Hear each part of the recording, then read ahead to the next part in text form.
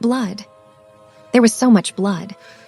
Isla's hands were soaked with it, pressing desperately against Cale's chest as his blood pulsed hot and wet between her fingers. His eyes had rolled back, his body going limp in her arms, and she couldn't breathe, couldn't think, couldn't do anything but keep pressure on the wound and pray to every god she'd ever heard of. No, no, no, Cale, please, she begged, her voice breaking. Stay with me. You don't get to tell me you love me and then die. You don't get to do that. Marcus was suddenly there, ripping off his shirt to add to the pressure. Ambulance is 2 minutes out. Jin's clearing a path. Boss, if you can hear me, you better hold on. But Cale wasn't responding. His lips were turning pale, his breathing shallow and rattling in a way that made Isla's heart want to stop entirely. The geometric patterns on his arms, those beautiful celestial designs she'd memorized over 3 years of stolen glances, were now streaked with red. It felt wrong, sacrilegious somehow, like watching art being destroyed. Why did you do that? Isla whispered, tears streaming down her face, mixing with his blood on her hands. Why did you jump in front of me? But she knew why. It was the same reason he'd been willing to trade his entire empire for her life. The same reason he'd stormed a warehouse full of armed men. The same reason he'd kept her at arm's length for 3 years, terrified that getting too close would put her in danger. He loved her, completely, devastatingly, dangerously.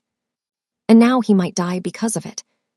The ambulance arrived in a chaos of sirens and flashing lights. Paramedics swarmed them, pushing Isla gently but firmly aside as they worked on Cale. She watched, numb and shaking, as they cut away his blood-soaked shirt, attached monitors, started an IV. Single gunshot wound to the upper left chest, one of them said. Pulse is weak, BP dropping. We need to move now. They loaded him onto a stretcher. Isla tried to follow, but a paramedic stopped her. Are you injured? She looked down at herself, at the blood covering her dress, her hands, her arms. None of it was hers. No, I need to go with him. Family only in the ambulance.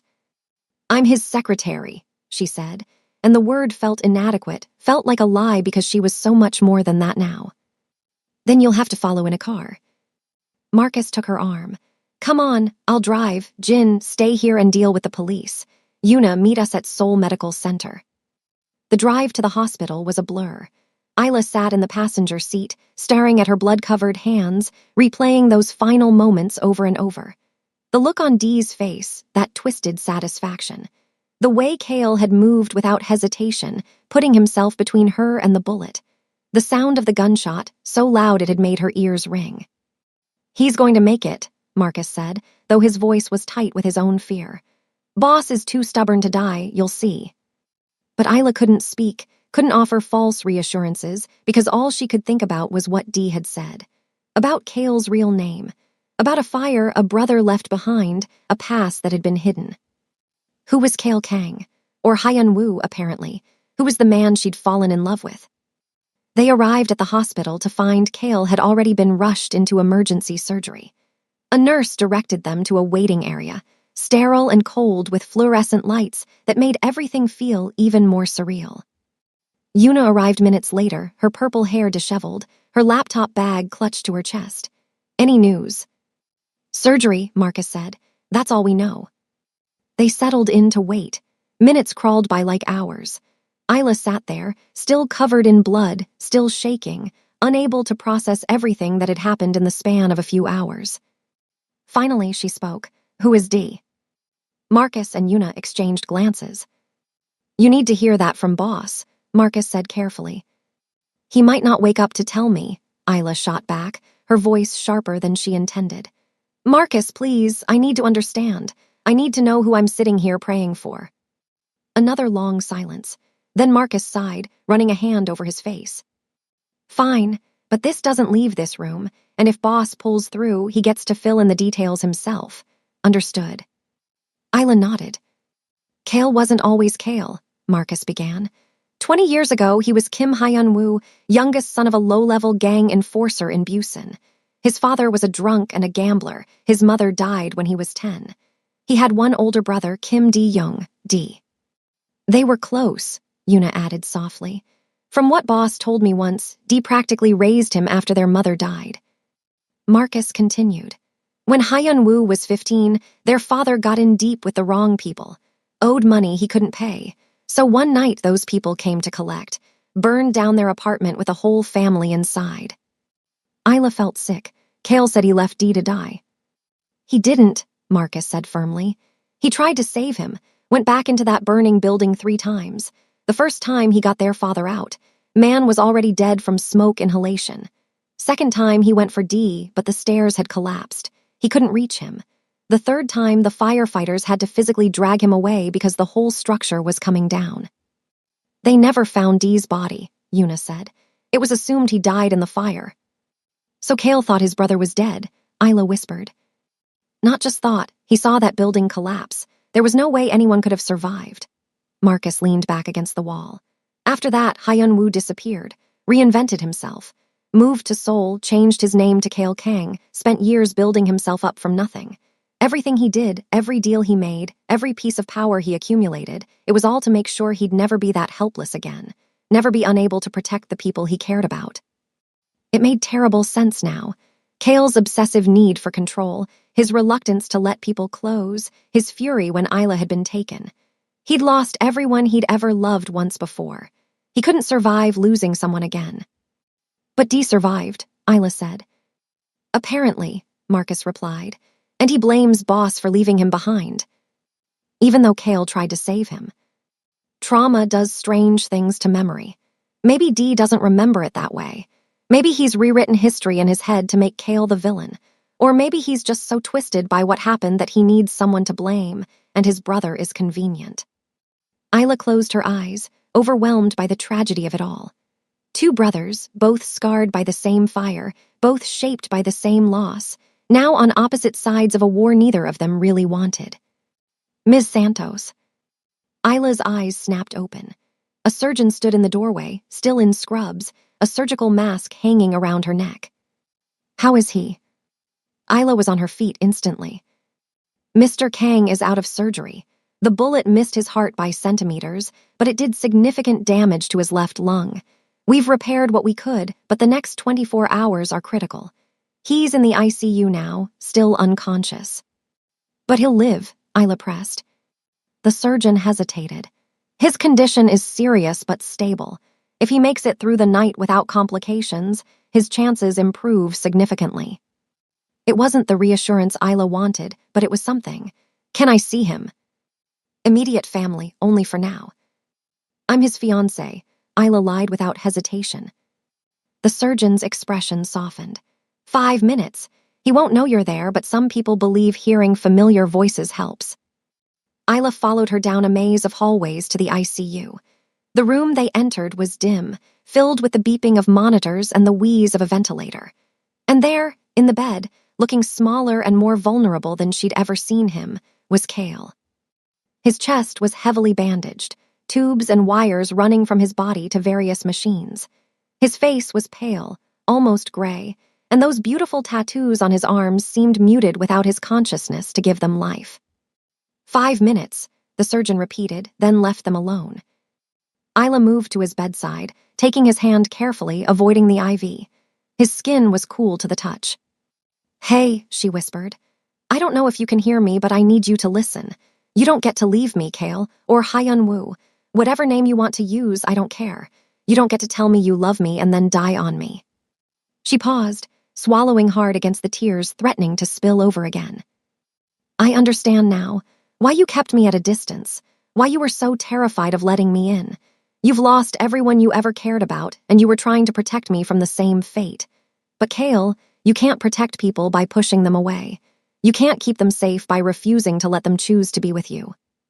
The monitors beeped steadily, the only indication that he was still alive. I choose you, Isla continued, squeezing his hand. I choose you with all your secrets, all your scars, all your past. I choose you knowing exactly how dangerous your world is.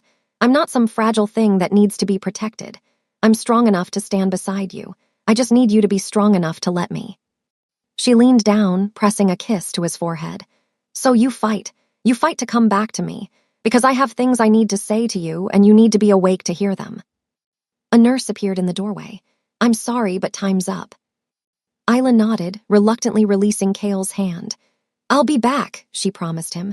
I'm not going anywhere. The next 18 hours were the longest of Isla's life. She refused to leave the hospital, camping out in the ICU waiting room despite Marcus's attempts to get her to go home and rest. She couldn't rest, not while Cale was fighting for his life. Una brought her clean clothes and takeout she couldn't eat. Marcus brought updates on the situation with Dee, who had vanished into the city like smoke. Jin stood guard, silent and vigilant, making sure no one who shouldn't be there got anywhere near the ICU. And Isla waited. She dozed fitfully in an uncomfortable chair, jerking awake every time a doctor walked by, every time a monitor alarm sounded somewhere in the ICU. The blood had been washed from her hands, but she could still feel it, still see it every time she closed her eyes. It was dawn, pale light filtering through the waiting room windows, when the surgeon finally appeared with news. "He's awake," she said, and Isla nearly collapsed with relief. "Asking for you, actually. You can see him, but keep it brief. He needs rest." Isla practically ran to his room. Cale was propped up slightly in the bed, the ventilator gone, replaced with a nasal cannula. His eyes were open, tired but alert, and when he saw her, something in his expression crumbled. "Isla," he rasped, his voice rough from the tube that had been in his throat. She moved to his bedside, taking his hand. "You scared me." "I'm sorry," he squeezed her fingers weakly. "Are you hurt? Did they?" "I'm fine. You took the bullet meant for me, remember?" "Good." His eyes drifted closed for a moment, then opened again with effort. "D." "Gone. Marcus and Jin are looking, but he disappeared." Cale's jaw tightened. "He'll come back. He's not done." "Then we'll deal with it together," Isla said firmly. "But right now, you need to focus on healing." "Isla, about what he said, about my past." "I know," she interrupted gently. "Marcus told me, about the fire, about Hyun Woo, about Dee, all of it." She watched fear flicker across his face, saw him brace for rejection, for her to pull away now that she knew the truth. Instead, she lifted his hand and pressed it against her cheek. "I meant what I said when you were unconscious. I choose you, Cale. All of you, including the parts you've kept hidden." "You don't understand," he said, his voice breaking. "Everything I touch, everyone I care about, they get hurt. My mother, my father, Dee. Now you, I'm poison, Isla. You should run as far from me as you can." "No," she said it with such conviction that his eyes widened. "No, Cale, you're not poison, you're a survivor. You're someone who's been hurt and betrayed and who lost everything, and instead of letting it destroy you, you built something from the ashes. Yes, your world is dangerous. Yes, loving you comes with risks, but loving anyone comes with risks. That's what love is."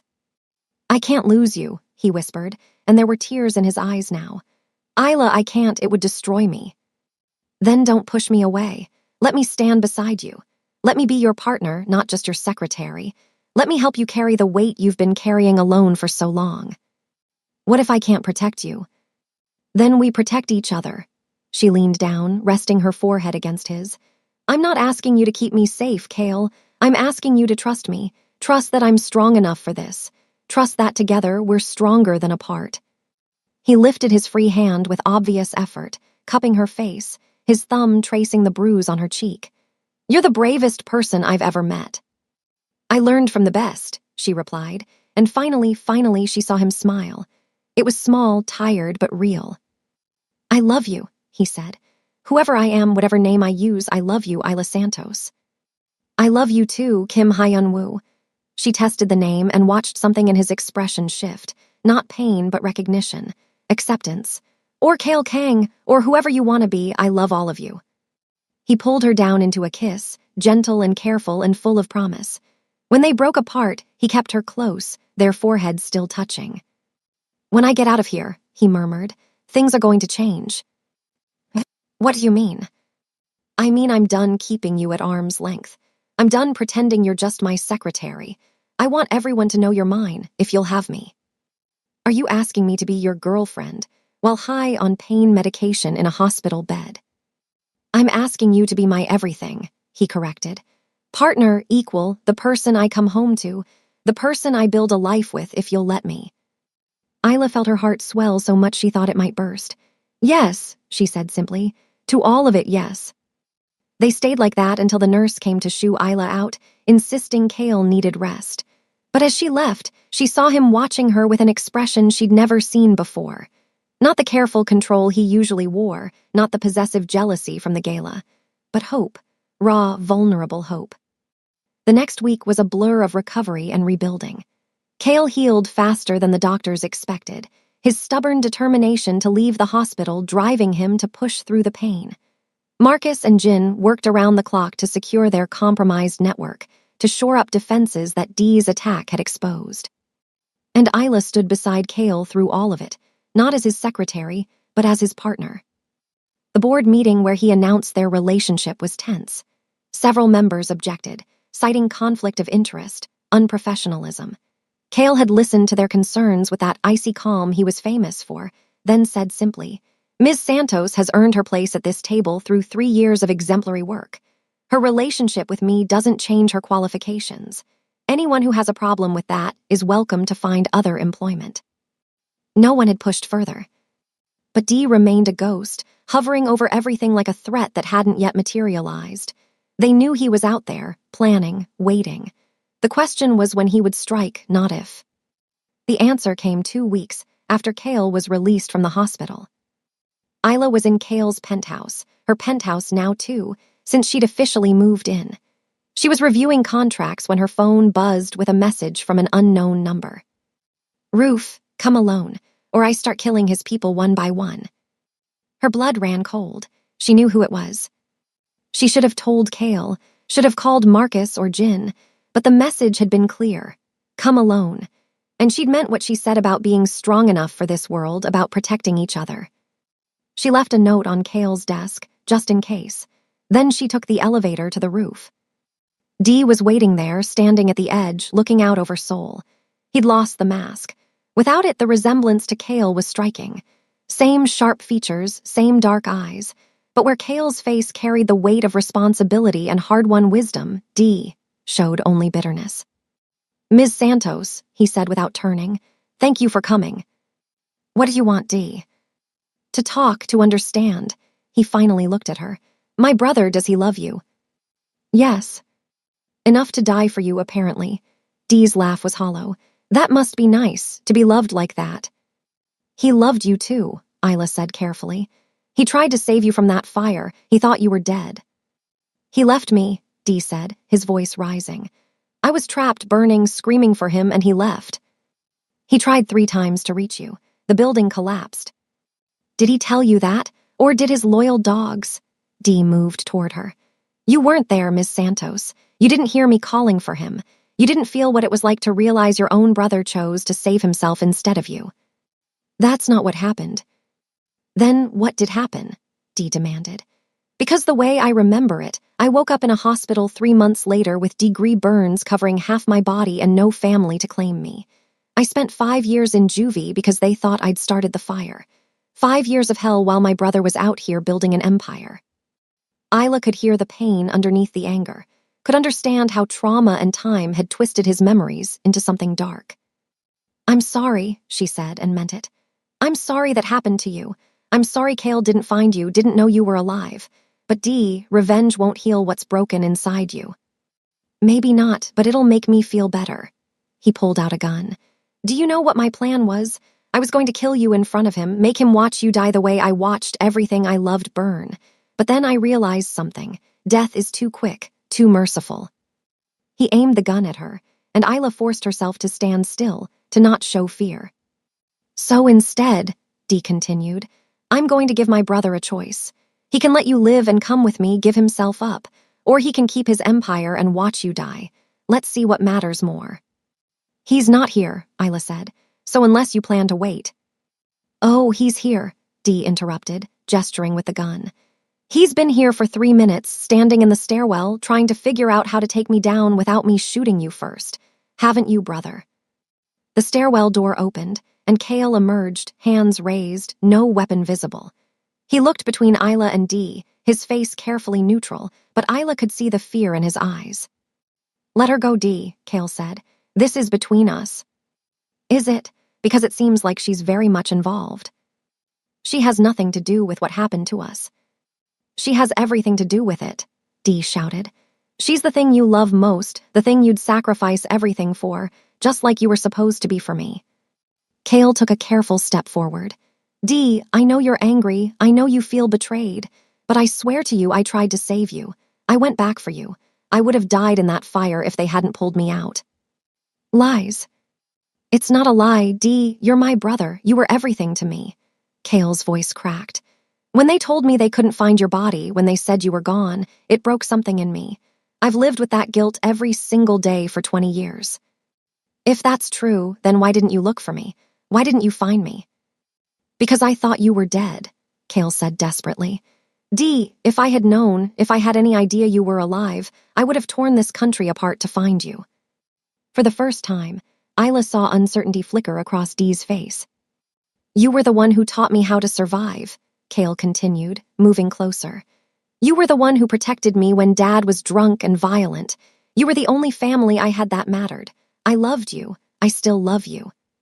Then prove it, Dee said, and his hand was shaking now, the gun wavering. Choose, her or your empire, right now. Her, Cale said without hesitation. I choose her, Dee. I choose love over power always. I learned that from you, remember. You used to tell me that power was meaningless if you had no one to share it with. Dee's face crumpled. And suddenly Isla saw not a villain, but a broken man. A man who'd been 15 years old when his world burned, who'd spent 20 years alone and bitter and convinced he'd been abandoned. I just wanted my brother back, Dee whispered, and the gun lowered slightly. Then put down the gun, Cale said gently, and let me be your brother again. For a long moment, no one moved. Then, slowly, Dee's arm dropped to his side. The gun clattered to the rooftop. And Cale crossed the distance between them, pulling his brother into a fierce embrace. Dee collapsed against him, sobbing like a child, and Cale held him, his own tears falling freely now. I'm sorry, Cale said over and over. I'm so sorry, Dee. I'm sorry I couldn't reach you. I'm sorry you were alone. I'm sorry for all of it. I missed you, Dee gasped out between sobs. Hyun-woo, I missed you so much. I know, but I'm here now, and I'm not leaving you again. Isla watched them, her own tears streaming down her face, understanding that this was the healing both of them needed. Not revenge, not violence, but this. Reunion, forgiveness, family reclaimed. Later, much later, after Dee had been taken to a hospital for evaluation and treatment, after the police had been dealt with and statements given, Isla and Cale finally had a moment alone. They stood on that same rooftop where everything had almost ended, watching the sunset paint Seoul in shades of gold and amber. Thank you, Cale said quietly, his arm around her waist, holding her close. For what? For going up there alone, for talking to him, keeping him calm until I could get there, for being brave when I was terrified. We protect each other, remember? Isla leaned into him. Besides, I could see the pain in him. He wasn't evil, Cale, he was just hurt. I know. It's going to take time, therapy, a lot of work to rebuild what was broken. But he's my brother, I have to try. We'll try, Isla corrected. Together. He turned her to face him, his hands cupping her face gently. The bruise on her cheek had faded to a pale yellow, almost gone. I told you you're mine, he said, echoing those words from what felt like a lifetime ago. And I told you that you have to let me choose, she replied with a small smile. But yes, I'm yours, and you're mine. That's how this works. I love you, Isla Santos. I love you, Kim Hyun-woo. He kissed her then, soft and sweet and full of promise. And as the sun set on Seoul, as the city lit up below them like a constellation of earthbound stars matching the designs on his skin, Isla thought about how far they'd both come. From boss and secretary to partners to lovers. From secrets and distance to honesty and intimacy. From two people afraid to love to two people brave enough to choose it despite the risks. It hadn't been easy. It had been terrifying and painful and dangerous. But it had been worth it. Because standing there in Cale's arms, safe and loved and home, Isla knew one thing with absolute certainty. They were exactly where they were meant to be. Together,